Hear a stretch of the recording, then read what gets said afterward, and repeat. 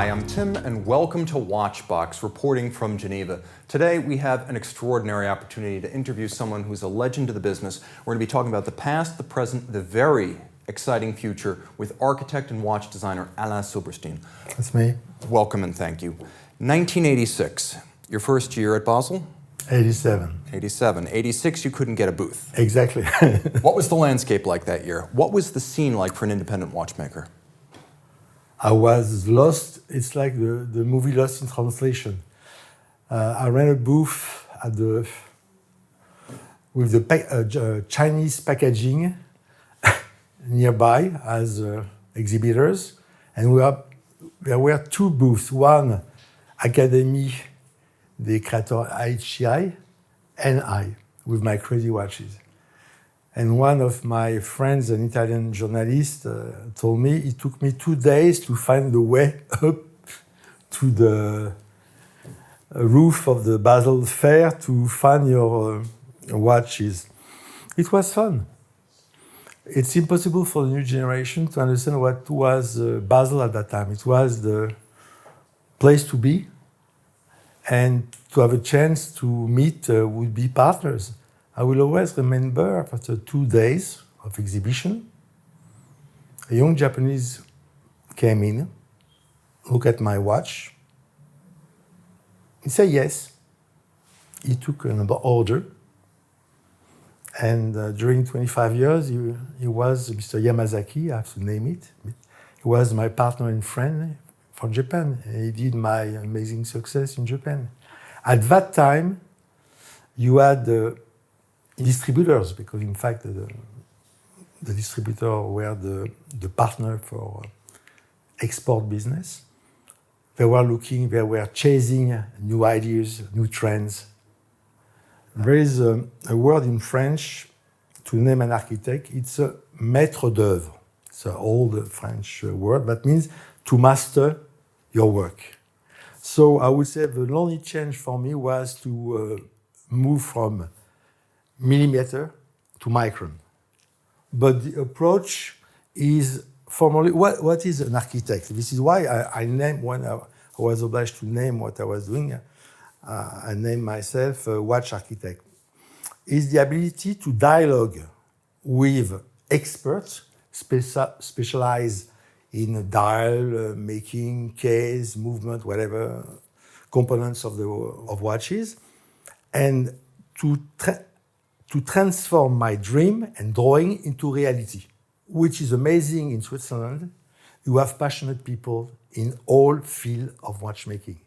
So when you are coming I was a freshman, a newcomer, you are always welcome.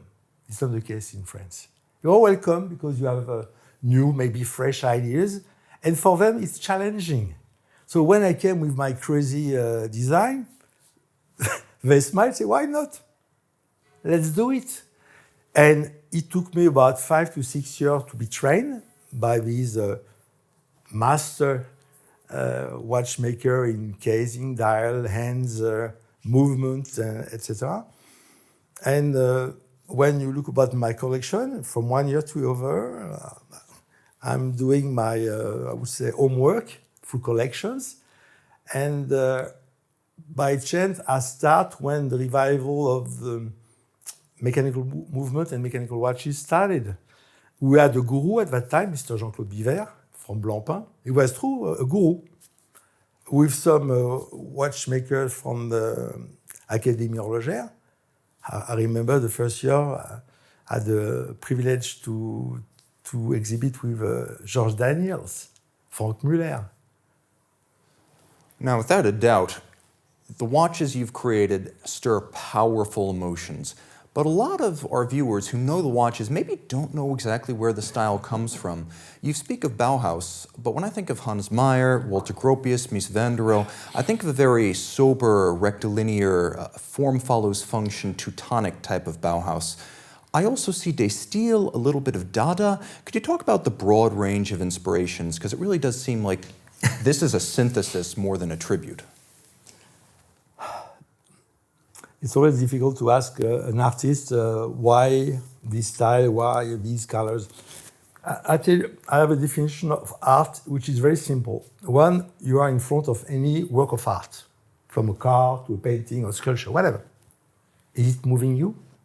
It's a question of emotion. When you are in front of an abstract painting, why this painting is moving you? I don't know, but I like it. It's exactly since I'm French, I would like to speak about a wine drinker. You have two types of wine enthusiasts. There is the one who is taking the bottle, look about the sticker, nice wine. And the other, they don't care about the sticker, they pour the wine on their glass, and they sip it, and if it's okay, they rely on their instinct, they rely on their feeling. So, okay, I work with geometrical shape, joyful colors sometimes, or not other times. And for me, a watch is, you need to have a philosophy of designing which will witness your own and personal intimate time. Many people could design watches, but if you want to design a watch with a soul, which is your philosophy of time? And for me, this is very simple. Time is eternal. So we don't feel at ease talking about time because it's referring to life and death. So it's like to have different interface, different filters. So we are wearing a watch, which is the witness of your time. For me, the best tradition you will find in many countries, from Europe to Japan and elsewhere, when a young boy or a girl is reaching adulthood, sometimes the father is offering as a gift a watch. When you are a child, you are living under my time zone, the parent time zone. What means to reach adulthood? Very simple. Now you will live under your own time zone, but the witness of your time, I want to offer it to you. This is when Patek is working on intergenerational communication. And because you never truly own a Patek Philippe. This is true. This is intergenerational. I'm happy to offer my watches to my granddaughters. So, and this passing of time, the passing of generation, this is what is completely different from other consumerist products. We are on a long run. There is no obsolescence. This watch will last for centuries if it will be well serviced. And this is for me the most important to explain. And I didn't answer precisely about art, style, and design. Okay, I could speak about Bauhaus, the style, also Memphis style on the 60s and 70s in Italy. It's fun. I think one of the most important designers of the 20th century was Dieter Rams. Dieter Rams was the designer for Braun products. And he did a sort of 10 commandments of the good design. And this is a sort of elusive quest to pure line. When I'm designing a watch, there's nothing to hide, there's nothing to add. It takes time to go to the purest shape and design and color. Pure, essential. Essential, yes, I'm sorry. And this elusive quest, from one, you see, I designed over 480 creations during 25, almost 30 years. And now I'm working on a sort of catalogue raisonné, which is all my creation in one book, so to help my fans and collectors to find a way. And yes, every year I did a new chrono Bauhaus, a new chronograph with the same value movement. Why? Because every year you have some painter who did exactly the same landscape. They did a series of painting, the same place of different seasons. And from one painting to the other, things change. And from one year to the other, I changed. I was taught in watchmaking. I did progress, and I found, you see, we are working in microns, tenth of millimeter, but sometimes this tenth of millimeter wider or less change everything on the dial. Also about the finishing of the movement. So it's a never-ending story. So to design every year a successful collection is not so easy. And one of the main reasons I was successful, and I have to tell you very simple and frankly, the same way you have to be close from the supplier and to be in dialogue with them for production, you have to be as close as possible from your customers. So I used to spend about 6 to 7 months traveling from Japan to America. Why? Just to meet in person my customers. Goodwill tour is the best. So let's explore that idea of meeting face-to-face with clients, because during your classical period in the late 80s through the 90s and the 2000s, you had three forces pulling against each other. You had what you envisioned, what the client wanted, and what the parts suppliers and the engineers would actually allow you to have. How did you balance these? It was an everyday struggle or challenge. What can I say? I would say first that to start with what kind of movement was available or what kind of novelties or exclusive movements. I was always looking for new trends about movements, technology, techniques, revival also about ancient techniques like enameling. Mr. Vermeau taught me everything about the art of enameling. This is one of his masterwork, Michel Vermeau. And after I have to do my own design. The roots of my creation are what suppliers are offering me. Now, it's fascinating to me that during the 1990s, you did something that wouldn't become common, if we can even call it that, for another 2 decades, which was the use of sapphire as a case component. How was that even possible at the time? Because no one was doing this. Yes and no. I was working a lot about sapphire crystal at that time, and I was working, this is an example. I put 2 magnifiers integrated on the glass to enlarge the readability of the subdial, both date or the tourbillon cage. It was a challenge, like every time. I was talking with the technician, engineer, say, why not? Because my shape is very simple.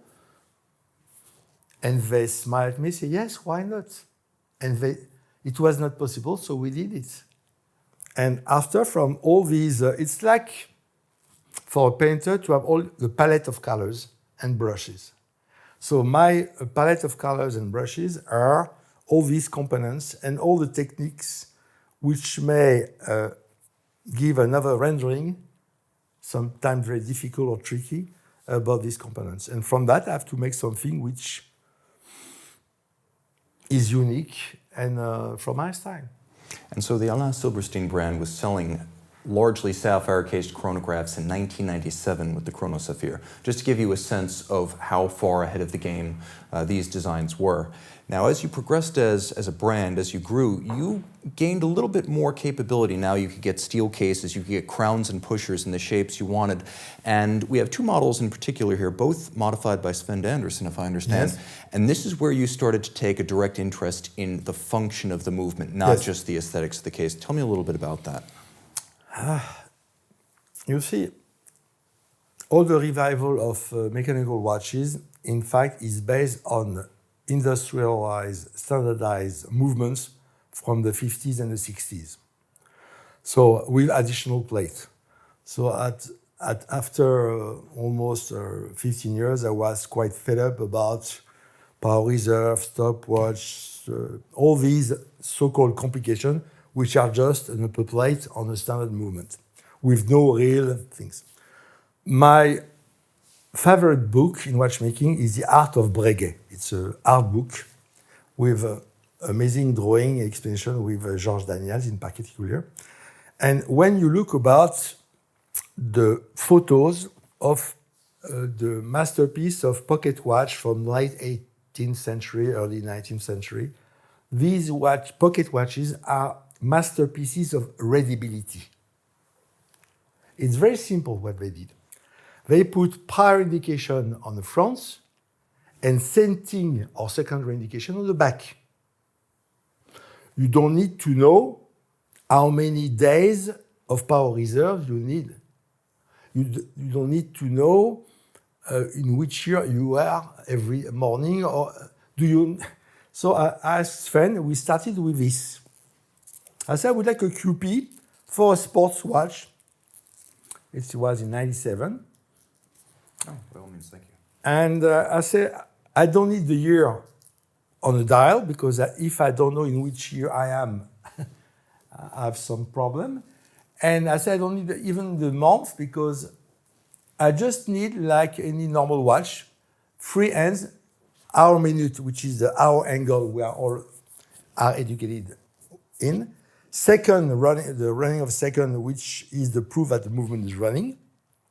This is why I hate the watches with only 2 hands, because you never know if you will lose your flight or your train. And the date, because thanks to Rolex, this is something which is useful. Sometimes we need it. So to have this 3-hour angle, 2 hands, the running second, and the date is enough. So let's put on the back the setting of the month and the year, and see. This is what I did here. People think I was crazy. But actually, this kind of anticipates later complications by, among others, Andreas Streller, who put the perpetual calendar leap year phase on the back of Moser watches. So even that was... And also Panerai. Panerai as well.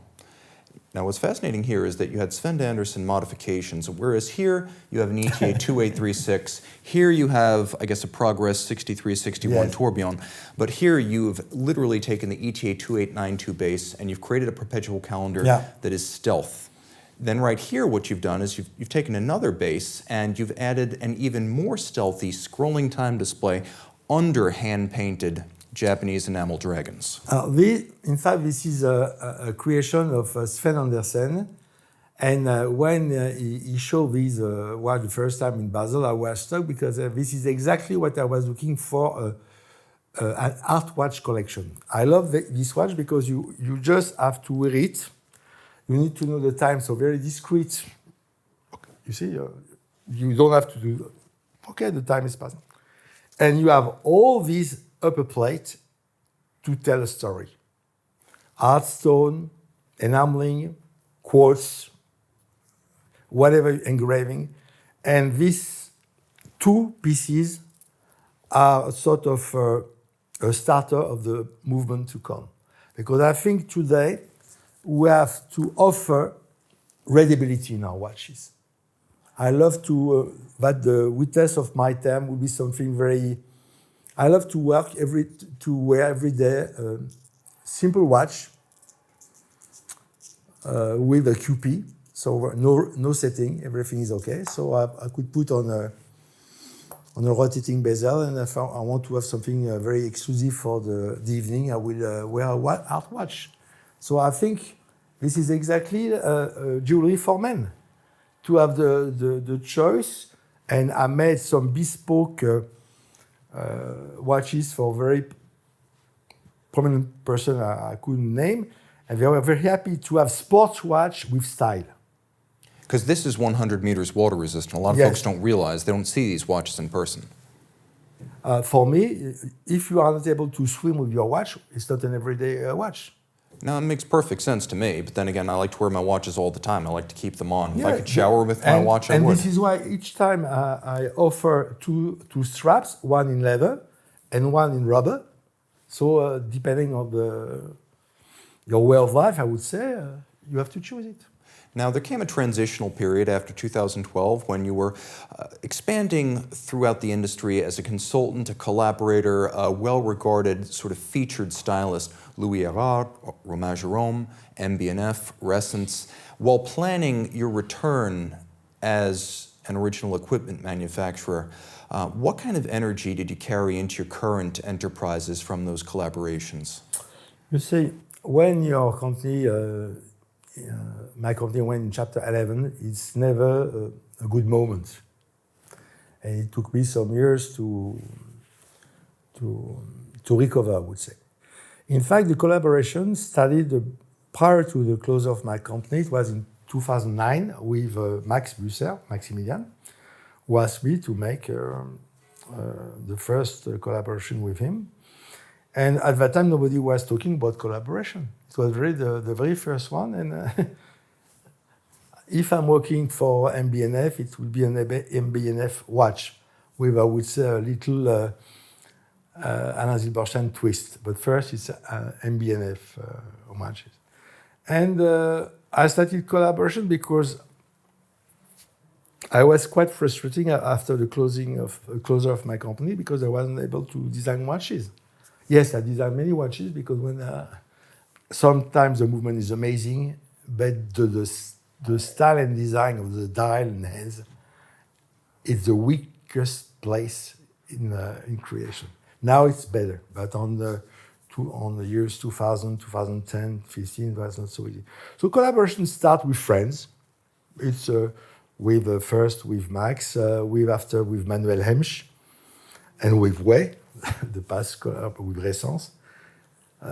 Wei had an amazing idea to create an editing watch company, Grail Watch, and to give me carte blanche. He asked me, with whom you want to work with? I said, I want to work with Benoît Mitien because I love his movement. For me, is the best rendering of the passing of time. And he recovered your case-back setting. Yes. So, thanks to Benoît, he accepted, and we did this amazing series of 36 watches sold in less than 1 second, I would say. But in fact, it's always, I love collaboration because it's always, for me, a chance to meet. We have the chance to meet today, and for me, it's I have the pleasure to meet and talk with you. And for me, watchmaking is a place for dialogue. It's a sort of, I don't know if the word is enrichment for me. To meet new people, they give me a new challenge, a new style, design. I am also learning their way of working, so it's always different. So you have to respect also each company you are working with. And yes, it's working very well.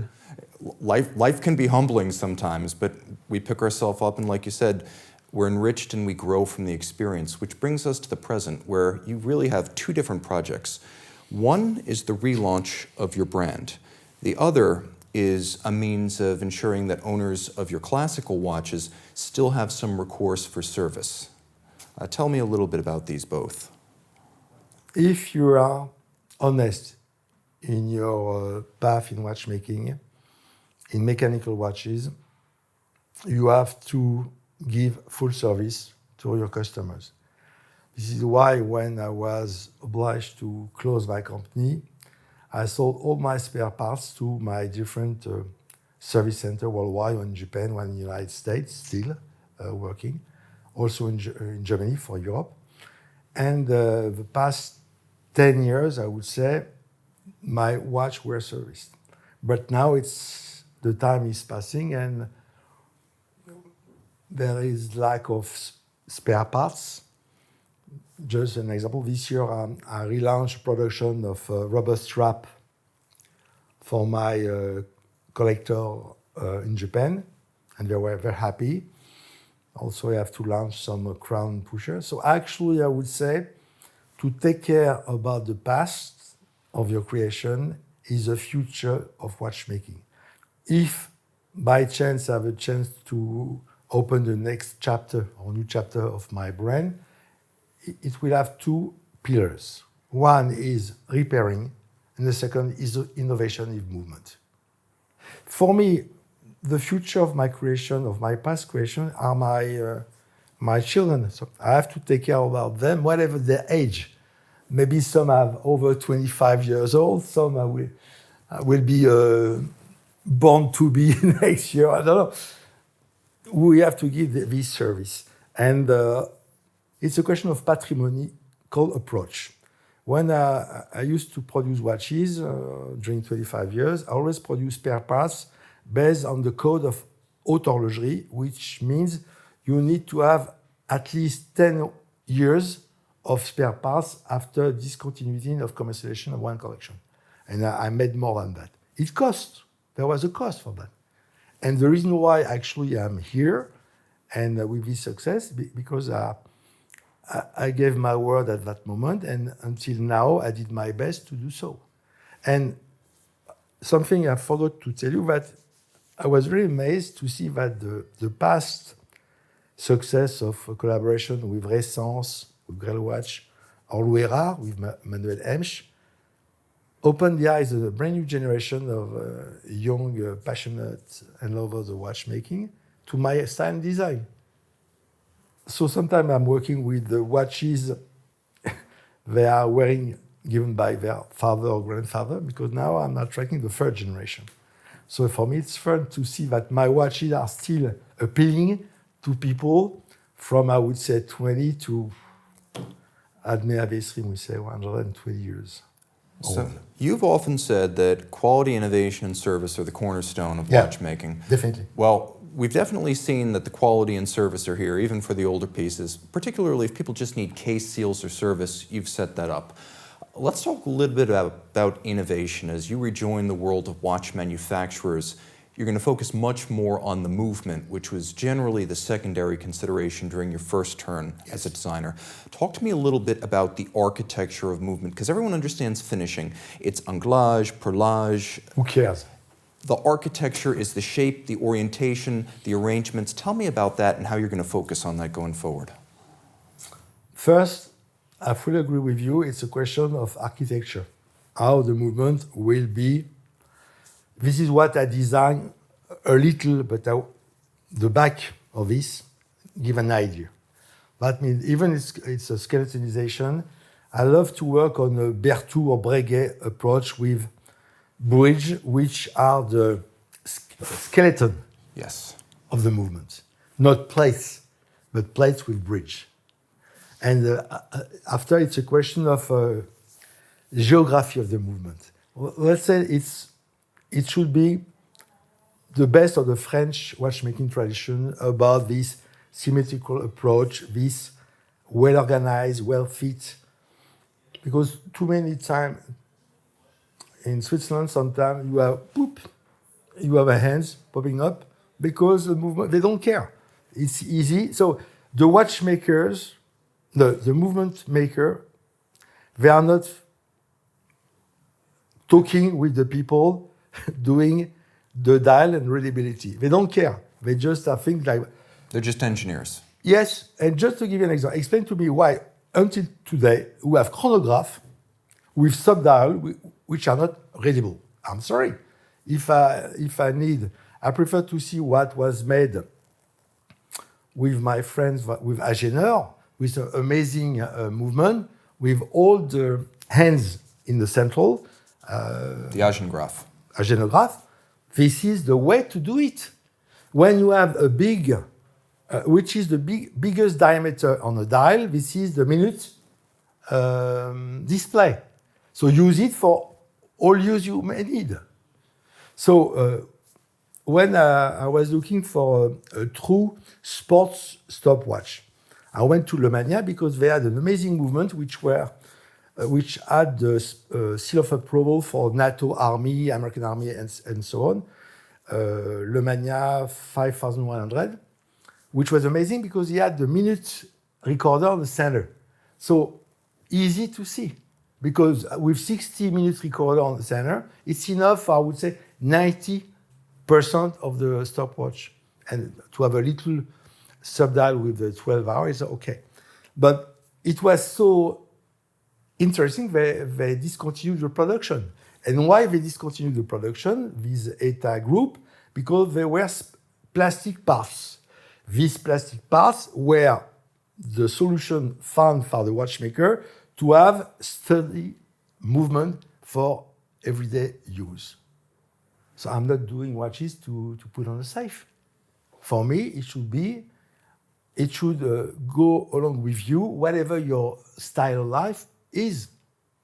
Even, of course, if you need some study watches, maybe you go to the Marine collection.